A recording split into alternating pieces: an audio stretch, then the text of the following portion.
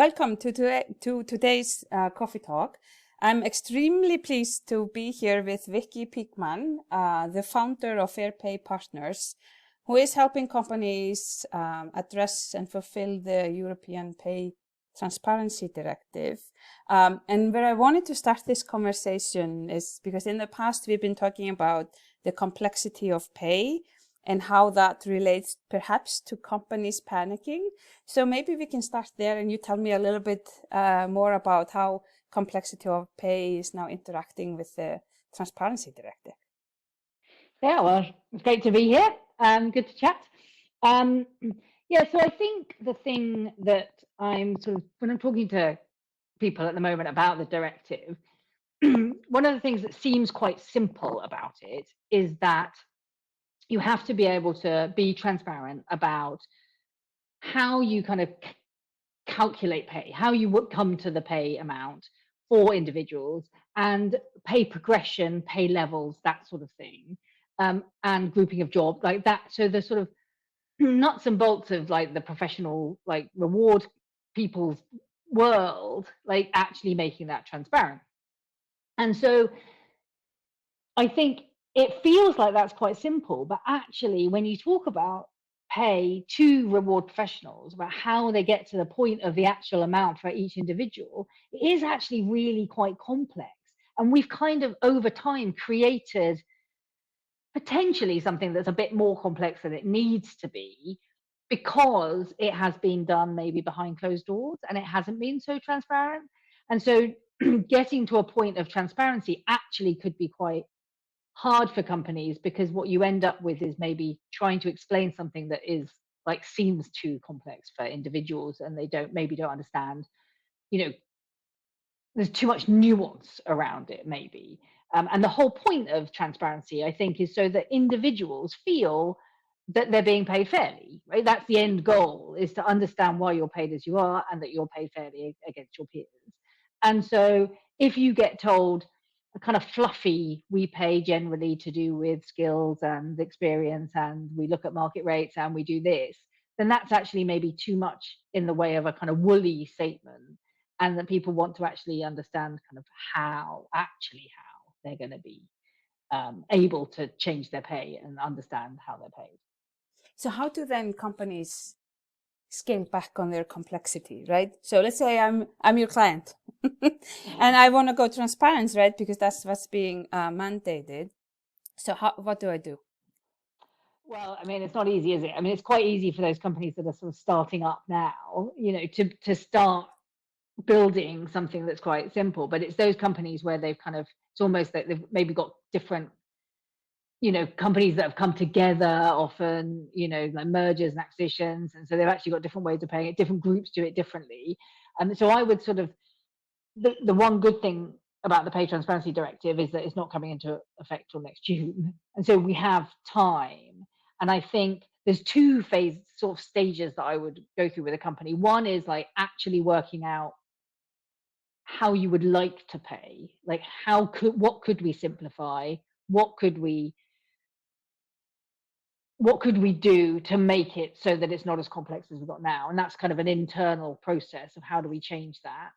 But also there's the changing of the company culture in terms of the transparency that you have now versus transparency. You can't sort of turn up in May next year and just, give them a sort of here's everything, because that's kind of too much. It's almost like it's getting to the point where, okay, this is a process we're going to go through, and we're going to start by trying to communicate how, and maybe we just start with like, this is our pay philosophy or something at the moment, and then we'll kind of get to more and more details, so that, and getting to a point where you want people, your employees, to be asking you questions so that you can get to the detailed information that they're wanting. Because I think most companies are realizing that there's a right to information from these employees, but you can give them information, you can tell them their pay and the average pay of men and women in their group, but that it's going to just raise so many questions. How do you calculate my group? Who is this? What group? What jobs are in that group?